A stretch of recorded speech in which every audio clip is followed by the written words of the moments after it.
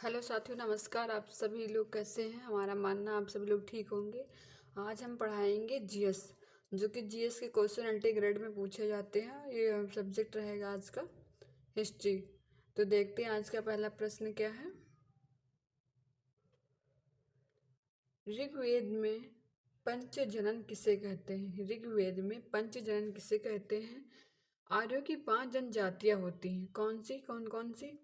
अनु, दृश्य, यदु, तुर्वस, पुरु। ये ऋग्वेद की 5 जनजातियां हैं। उनके नाम क्या है? अनु, दृश्य, द्रह, अनु, द्रह, यदु, तुर्वस, पुरु। ये क्या है? ऋग्वेद के 5 जनतंत्र है। फिर देखते हैं वेदों के कलात्मक हिस्से को कहा जाता है। हिस्से को क्या कहा जाता है? संहिता। वेदों के कलात्मक हिस्से को कहा जाता है संहिता। फिर देखिए प्रश्न नंबर तीसरा है, वैदिक युग की सर्वाधिक प्राचीन संस्था कौन सी थी? विधि थी। कौन सी थी? विधि थी। फिर ऋग्वेद में किस मंडल को शूद्र शब्द का उल्लेख हुआ है? दशम हुआ है। कब हुआ है? दशम हुआ है। ऋग्वेद के किस मंडल में शूद्र शब्द का प्रयोग हुआ? दशम मंडल में हुआ है। फिर आगे देखते हैं। आगे है वैदिक शब्द। ऋत का आशय क्या है? रिक्त मतलब क्या होता है? वैदिक शब्द में नैतिक नियम होते हैं। ऋग्वेद में घोड़े का कितनी बार उल्लेख किया गया है? घोड़े का कितनी बार किया गया है? 215 बार। गाय का 117 बार। सीमित का 9 बार। यमुना का 3 बार। वरुण का 30 बार। पिता का 335 बार। जन का 275 बार। अग्नि का 2000 बार। आर्य का 36 बार। शभा का 8 बार। विधत का 122 बार। गंगा का 101 बार। शूद्र का 1 बार। सेना का 20 बार। इंद्र का 250 बार। कृषि का 24 बार। ये सब ऋग्वेद में घोड़े का कितनी बार नाम लिए गए हैं? 250 बार। बाकी हर पशु, हर वस्तु, हर मतलब लोगों का नाम जितनी बार लिया गया उतनी बार इसमें बताया गया। फिर आगे देखते हैं। आगे क्या है?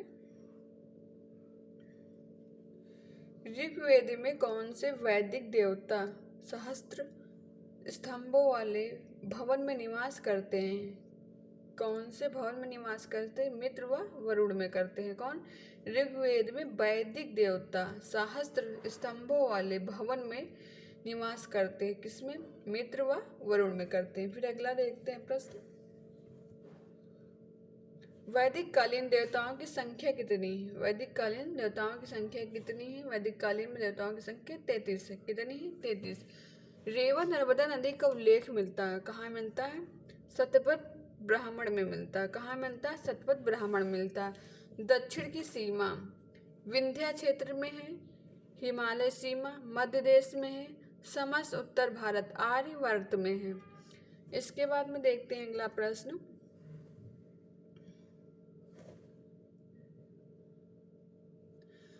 हड़प्पा संस्कृति के विस्तार के संदर्भ में चोलिस्तान शब्द का प्रयोग किस क्षेत्र के लिए किया गया है? क्या चोलिस्तान शब्द का प्रयोग किस क्षेत्र में के लिए किया गया है? थार रेगिस्तान से लगा हुआ पाकिस्तान का रेगिस्तानी क्षेत्र है। क्या थार जो रेगिस्तान से लगा हुआ पाकिस्तान का रेगिस्तान क्षेत्र है। फयंस का संबंध किससे है? फयंस का संबंध किससे है?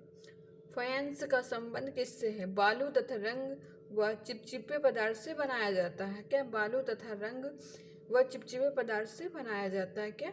फयंस। फिर है भारतीय उपमहाद्वीप में लोहा का सर्वप्रथम साहित्यिक संबंध किससे मिलता है? क्या संदर्भ किससे मिलता है? ऋग्वेद से। क्या? भारतीय उपमहाद्वीप में लोहा का सर्वप्रथम साहित्यिक संदर्भ किससे मिलता है? यह किसमें मिलता है? इसमें यजुर्वेद में मिलता है। फिर देखिए ऋग्वेद का धर्म क्या है? ऋग्वेद का धर्म है बहुदेववादी। क्या है ऋग्वेद का धर्म? बहुदेववादी। शतपथ ब्राह्मण में राजा विदेध विदेध माधव से संबंधित ऋषि थे। कौन? ऋषि गौतम राहुगुण थे। कौन थे? ऋषि गौतम राहुगुण। शतपथ ब्राह्मण में राजा विधेत माधव से संबंधित ऋषि थे। कौन थे? ऋषि गौतम राहुगण थे। फिर अगला प्रश्न देखते हैं। यजुर्वेद के मंत्रों से देवताओं का आच्छादन कराने वाले, यजुर्वेद में मंत्रों से देवताओं का आच्छादन करने वाले को क्या कहा जाता है? याज्ञिक क्या कहा जाता है? क्या याज्ञिक कहा जाता है? किसको? जो देवताओं का आह्वान करने वाले को क्या कहते हैं? ऋग्वेद में देवताओं को आह्वान करने वाले को याज्ञिक कहते हैं। फिर देखते हैं आगे। किस ऋग्वेद में देवताओं का विवरण मिलता है? किसमें? अमयार्थ वेद में मिलता है। अमयावर्थ वेद में मिलता है। कुल मंत्र कितने हैं ऋग्वेद में? कुल मंत्र कितने हैं अथर्ववेद में? किस वेद में देवताओं को विवरण मिलता है? अथर्ववेद। कुल वेद कितने हैं अथर्व में? 5967 है। फिर देखते हैं। वैदिक के मंत्रों से देवताओं का आह्वान कराने वाले को क्या कहा जाता है? या त्रिक कहा जाता है। रिपीट हो गया प्रश्न। फिर देखते हैं।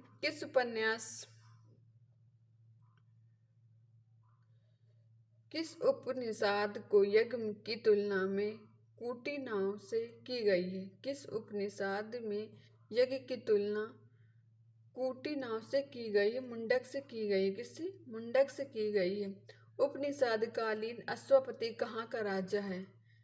कैकल्य का राजा है। कहाँ का है? कैकल्य का राजा है। क्या उपनिषद कालीन अश्वपति कहाँ का राजा है? कैकल्य का राजा है। फिर प्राचीन भारत में जो विधवा पुनर्विवाह कर लेती थी उसने कहा जाता है क्या? पुनर्भू। क्या कहा जाता है? पुनर्भू। प्राचीन भारत में जो विधवा विवाह कर लेती थी उसे कहा जाता था पुनर्भू, मतलब पुनर्भू, पुनः विवाह दोबारा। फिर आगे देखते हैं। समुद्र पायक पृथ्वी के शासक को इकोरॉट कहा जाता है इतरेय ब्राह्मण में। किसमें कहा जाता है? इतरेय ब्राह्मण में। ब्रिटिश कंपनियों में से किसे भारत में व्यापार कराने का पहला अधिकार पत्र प्राप्त हुआ? किसने? Livet company. उस अंग्रेज अधिकारी का नाम बताइए जिसने चंद्रगिरी के शासक से वर्ष 1629 में मद्रास पट्टे पर लिया था। क्या? उस अंग्रेज अधिकारी का नाम बताइए जिसने चंद्रगिरी के शासक से वर्ष 1945 में मद्रास पट्टे पर लिया था। क्या? फ्रांसीसी डे। क्या लिया था? फ्रांसीसी डे अंग्रेजी अधिकारियों से। फिर आगे देखते हैं। वेदांग वेदों का अंग है जिसके तहत अंग है। इनमें से रुरिक्त और कल्प किसकी अभिव्यक्ति करते हैं? कि रुरिक्त और कल्प किसकी अभिव्यक्ति करते हैं? किसकी? शब्द उत्पत्ति और अनुष्ठान की। नारायण के साथ विष्णु के तदात्म्य का प्राचीनतम उल्लेख प्राप्त होता है। किसका? महाभारत का। नारायण के साथ विष्णु के तदात्म्य का प्राचीनतम उल्लेख प्राप्त होता है। किसका? महाभारत का। फिर देखते हैं अगला प्रश्न। कौन सा ग्रह वैदिक कालीन शास्त्र कौन सा एक ग्रंथ वैदिक कालीन स्त्रियों की सूची का उल्लेख करता है? किसका? सूची का उल्लेख करता है। शतपथ ब्राह्मण का। कौन सा उल्लेख करता है? शतपथ ब्राह्मण का। उत्तर वैदिक कालीन पंचाल राज्य का प्रसिद्ध दार्शनिक नरेश था। प्रवाहल जबली। कौन था? प्रवाहल जबली था। उत्तर वैदिक कालीन पंचाल राज्य का प्रसिद्ध दार्शनिक नरेश था। प्रवाल जबली था।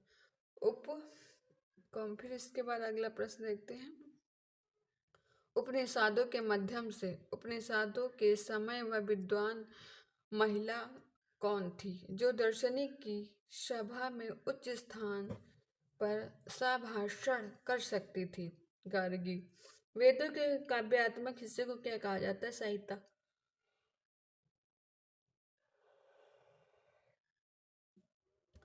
वेदों के काव्यात्मक हिस्से को क्या कहा जाता है? संहिता कहा जाता है। उसके बाद अगला प्रश्न देखते हैं।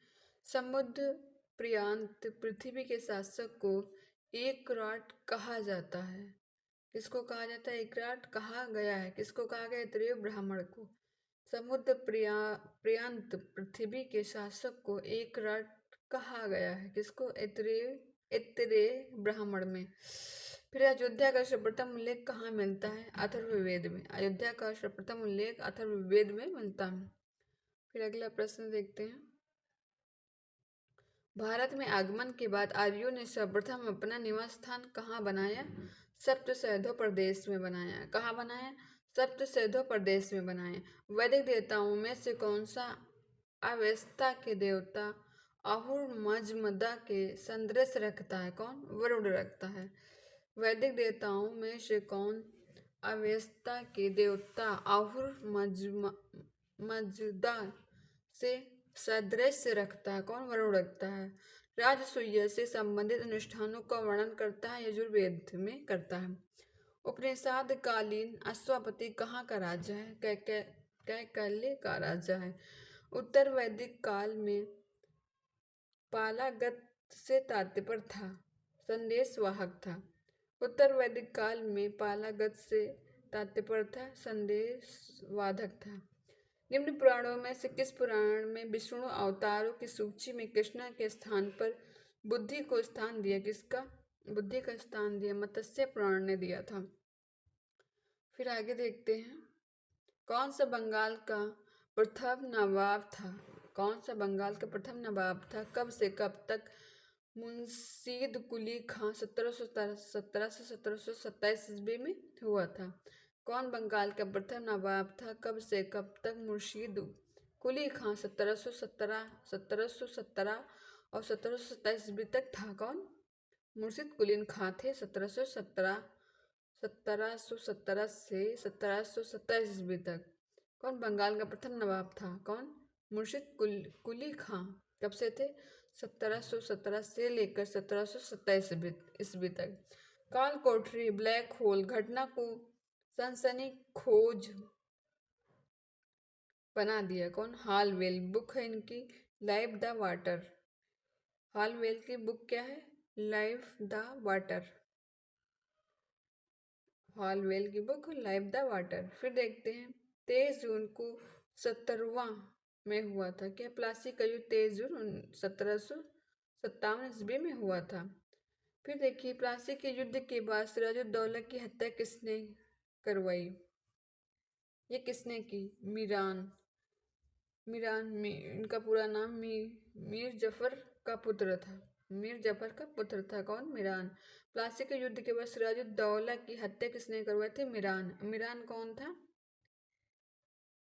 मीर जफर का पुत्र था। मीरान कौन था? मीर जफर का पुत्र था। फिर युद्ध फिर यहाँ पे लिखा हुआ, दोबारा हमने रिपीट कर दिया है। 23 जून 1757 में प्लासी का युद्ध हुआ था। किसके बीच हुआ था? आप लोग कमेंट में बताइए। फिर बताइए आगे। किस भारतीय को प्रथम बार बंगाल का उप दीवान नियुक्त किया? किसको किया था? मोहम्मद राजा खां को किया था। किसको किया था? मोहम्मद राजा खां को किया था। क्या किया था? प्रथम बार बंगाल का उप दीवान नियुक्त किया था। किस वर्ष 1766 और 1762 के बीच बंगाल का गवर्नर था? कौन? वेरेलस्ट था। कौन था? वेरेलस्ट था। किस वर्ष 1767 और 1762 के बीच बंगाल का गवर्नर था? वेरेलस्ट था। बंगाल में दोहरा शासन का अंत गवर्नर के शासक काल में हुआ।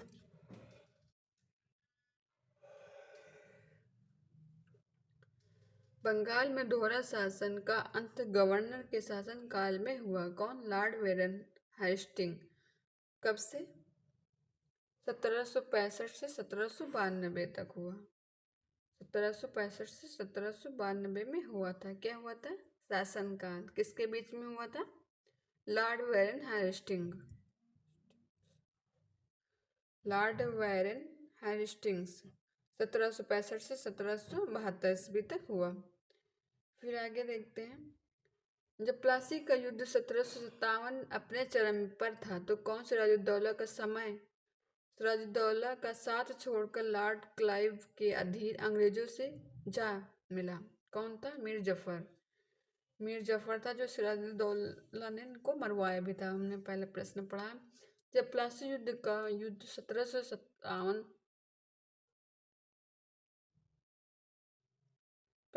जब प्लासी का युद्ध 1757 में अपने चरम पर था तो सिराजुद्दौला का साथ छोड़कर लॉर्ड क्लाइव के अधीन अंग्रेजों से जा मिला। कौन जा मिला था? मीर जफर जा मिले थे। फिर भारतीय प्राचीन महाजनपदों के बारे में कथन, ये किसका है? प्राचीन भारतीय को जनपदों के बारे में कथन। बौद्ध एवं जैन ग्रंथों में 16 महाजनपद को सूचीबद्ध किया गया है। कितने जो महाजनपद हैं? 16 जनपद हैं। फिर देखिए, जनपदों में से किसने पहले युद्ध में हाथियों का प्रयोग बड़े पैमाने पर किया था? मगध ने किया था। जनपदों में युद्ध में सबसे पहले हाथियों का प्रयोग मगध ने किया था। फिर आगे देखते हैं, इलाहाबाद की संधि किसने निष्पादित की थी? किसने की थी? लॉर्ड क्लाइव, सिराजुद्दौला, आलम शाह, ये 3 लोग थे जो इलाहाबाद की संधि में निष्पादित किया था। फिर बंगाल के नवाब सिराजुद्दौला के खिलाफ क्लाइव द्वारा रचे गए षड्यंत्र में शीर्षक थे। कौन सा शीर्षक? मीर जफर, मीर कासिम, अमी चंद्र थे। 3 लोग थे। कौन कौन थे षड्यंत्र? नवाब बंगाल सिराजुद्दौला के खिलाफ मीर जफर, मीर कासिम, अमी चंद्र, 3 लोग थे।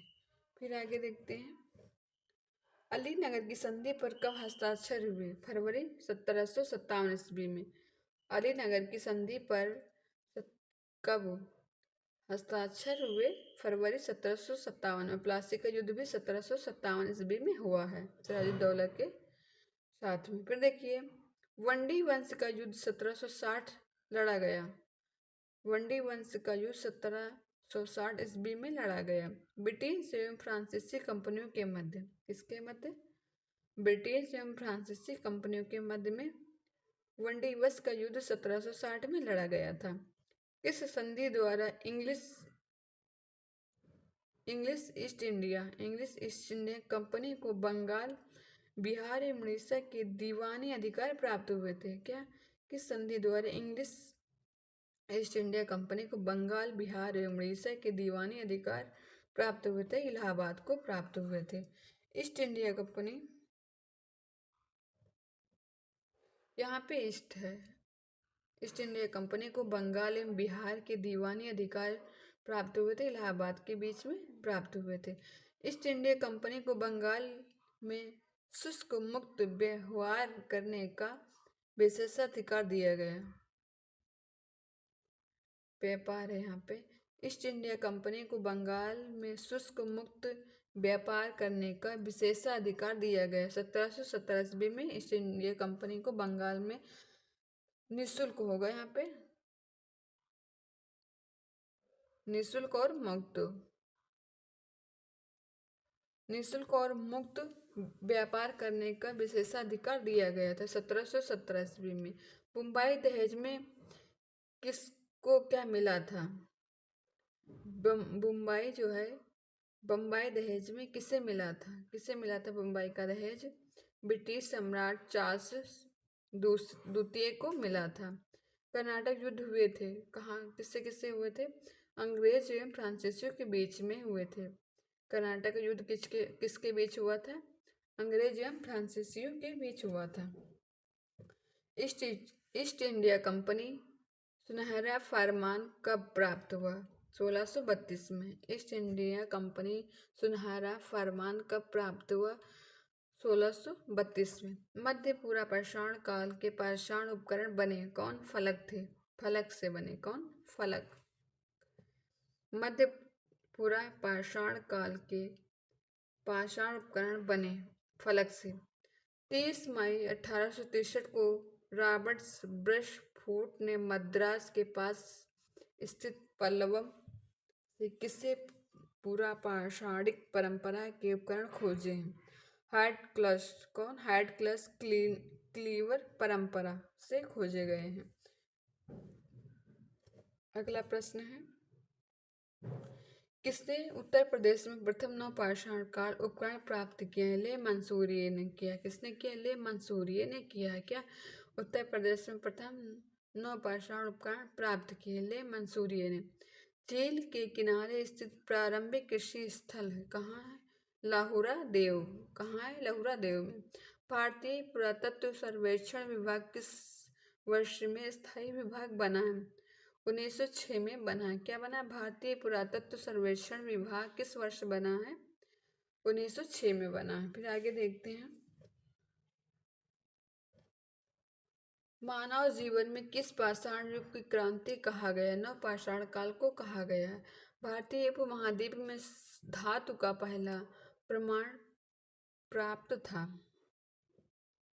कहाँ? बलूचिस्तान में और मेहरगढ़। बलूचिस्तान, मेहरगढ़। मेहरगढ़ कहाँ है? राजस्थान में। भारत में सोहन संस्कृति किस युग से संबंधित है? निम्न पूरा पाषाण युग से संबंधित है। आदिम मानव द्वारा सीखा गया पहला विषय क्या? पशुओं को पालना है। आदिम मानव सबसे पहले क्या सीखे थे? पशुओं को पालना सीखे थे। फिर आगे देखते हैं,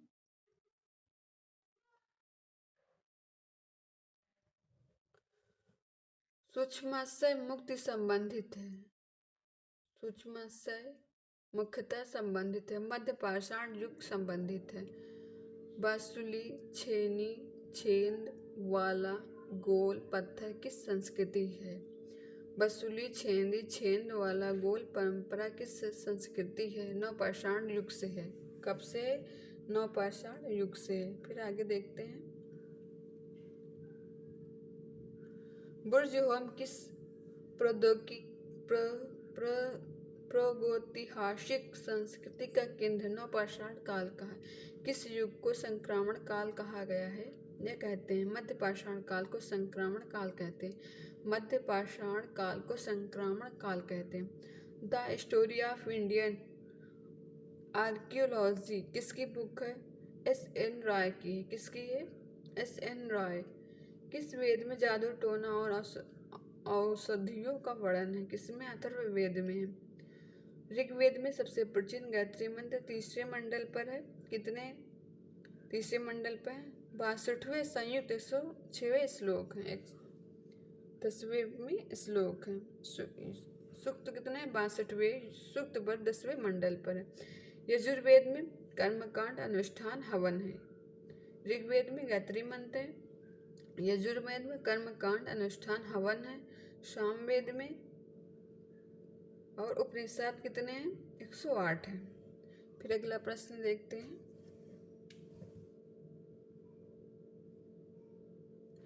खुला दरबार प्रणाली की शुरुआत किस मंगल सम्राट ने की थी? अकबर ने की थी। क्या? खुला दरबार प्रणाली शुरुआत किस मुगल सम्राट ने की थी? अकबर ने। किस सिख गुरु के खालसा पंथ की स्थापना की थी? गुरु गोविंद सिंह ने की थी। किस ब्रिटिश गवर्नर जनरल ने त्याग पत्र का सिद्धांत पेश किया? लॉर्ड डलहौजी ने किया था। अभिधम पीठिका को किस उपनिषद द्वारा संगठित किया गया? पाटलिपुत्र परिषद के द्वारा किया गया था। फिर देखते हैं, प्रथम बौद्ध संगीति 383 BCE किस शासक के संरक्षण में आयोजित की गई थी? अजातशत्रु के द्वारा की गई थी। अगला प्रश्न है, महावीर जैन अपने उपदेशों के प्रचार के लिए किस भाषा का प्रयोग किया? प्राकृत अर्धमागधी के द्वारा प्रयोग किया गया था। गौतम बुद्ध अनुयायी जो उसके अवसान के संदर्भ में कुशीनगर में मौजूद था वह कौन था? आनंद था। महायान संप्रदाय का सर्वाधिक दार्शनिक ग्रंथ कौन था? यज्ञपारमिता था। कौन था? यज्ञपारमिता था। फिर देखते हैं अगला प्रश्न, आंध्र प्रदेश अवस्थित नागार्जुन कोंडा किस लिए विख्यात है? बौद्ध मठ के लिए विख्यात है। आंध्र प्रदेश अवस्थित नागार्जुन कोंडा किस लिए विख्यात है? बौद्ध मठ के लिए। कौन क्षेत्र कौन से क्षेत्र शंख निर्मित वस्तुओं के निर्मित के प्रमुख केंद्र थे? नागेश्वर तथा बालाघोट के लिए निर्मित थे। किस स्थल को मेसोपोटामिया के लेखकों में मगन कहा गया, ओमन को कहा गया था?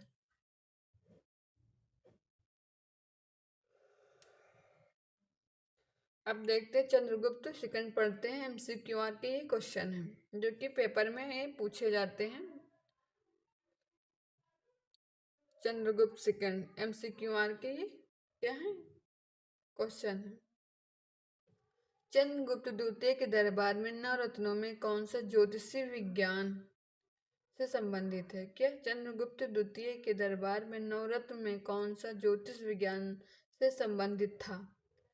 बाहर मिहिर थे। ज्योतिष विज्ञान के संबंधित थे कौन? बाहर मिहिर। अमर सिंह थे कौशाकार के। धन्वंतारी थे चिकित्सक के। फिर देखते हैं चीनी यात्री फहान किसके शासक काल में प्राप्त हुआ? चंद्रगुप्त द्वितीय के शासक काल में प्राप्त हुआ था चीनी यात्री फहान। फिर देखते हैं तीसरा प्रश्न है,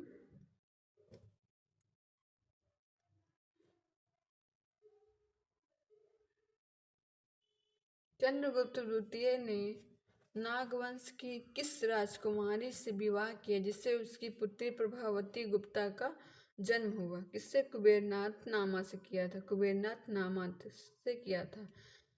दंत देवी समुद्रगुप्त की पत्नी थी। ध्रुव देवी चंद्रगुप्त सेकंड की पत्नी थी। फिर देखिए महारौली और लोहा स्तंभ अभिलेख जिसे चंद्र नामक शासक से जोड़ा गया था किस सम्राट से संबंधित था? चंद्रगुप्त द्वितीय से संबंधित था। क्या?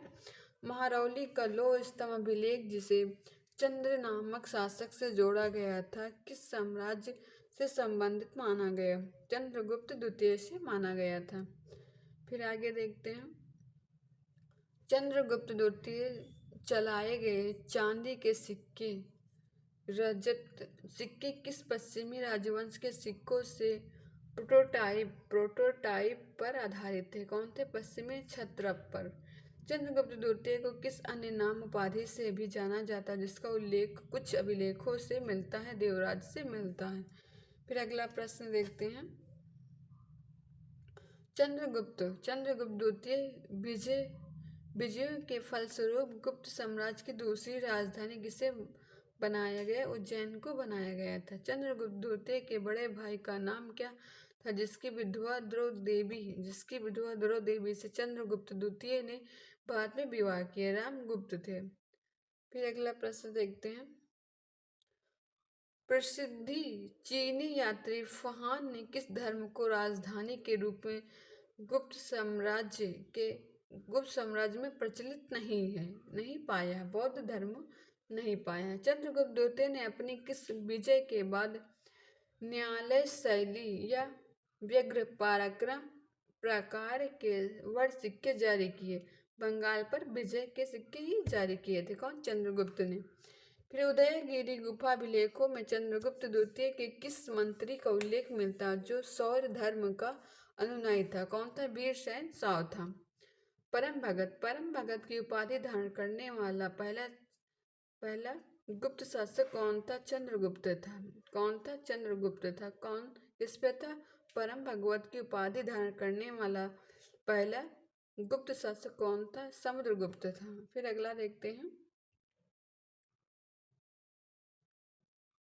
चंद्रगुप्त द्वितीय ने मलावा और गुजरात को जीतकर गुप्त साम्राज्य की सीमा को कहाँ तक विस्तारित किया? कहाँ तक? पश्चिम समुद्र तट तक किया था। कहाँ तक किया था? पश्चिम समुद्र तट तक किया था। कौन? चंद्रगुप्त द्वितीय ने मलावा और गुजरात को जीतकर गुप्त साम्राज्य की सीमा प्राप्त की थी। कहाँ से कहाँ तक?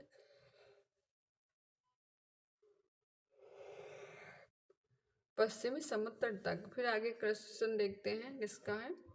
कुमार गुप्त सेकंड का है। कुमार गुप्त प्रथम का शासन काल कब से कब तक चला था? 415 ईस्वी से 455 ईस्वी तक। 375 ईस्वी से 415 ईस्वी चंद्रगुप्त सेकंड था।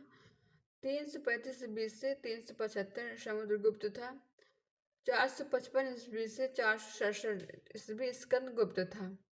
कुमार कुमार गुप्त प्रथम को अन्य किस नाम उपाधि से जाना जाता था? महेंद्र दिव्य था, उपनाम श्री महेंद्र था। फिर देखते हैं अगला प्रश्न क्या है। कौन सा अभिलेख कुमार गुप्त प्रथम से संबंधित था? मंददौर अभिलेख या मंददौर प्रायश्चित थे। कुमार गुप्त प्रथम अपने शासनकाल में कौन सा यज्ञ करवाया था जिसके प्रमाण उसके सिक्कों से मिलता है? अश्वमेध यज्ञ से मिलता है।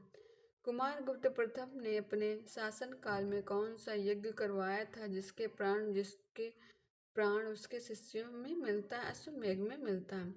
कुमार गुप्त प्रथम की माता का नाम द्रौदेवी था। उसके बाद में कौन सी जनजाति थी जिसने कुमार गुप्त प्रथम के शासनकाल के अंतिम समय में गुप्त साम्राज्य पर आक्रमण किया? पुण्यमित्र ने किया था। फिर अगला देखते हैं। कुमार गुप्त प्रथम ने किस देवता के सम्मान में मायूर शैली मासूर प्रकार के सिक्के जारी किए थे? कार्तिकेय के सिक्के जारी किए थे। फिर अगला प्रश्न देखते हैं। कुमार गुप्त प्रथम का अधिकारी कौन था? स्कंदगुप्त थे। कौन था? स्कंदगुप्त थे। गुप्त साम्राज्य के किस अभिलेख से स्कंदगुप्त द्वारा हुड़ों पर विजय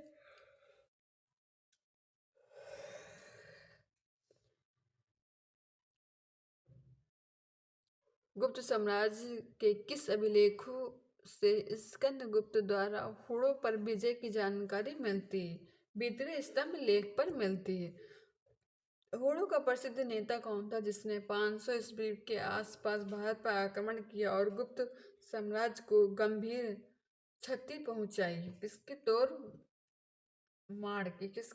मार की। मिहिर कुल किस नेता का पुत्र था जिसने बौद्धों पर अत्याचार किया और शेष धर्म अपनाया? किसने? तोड़ मार थे। फिर अगला प्रश्न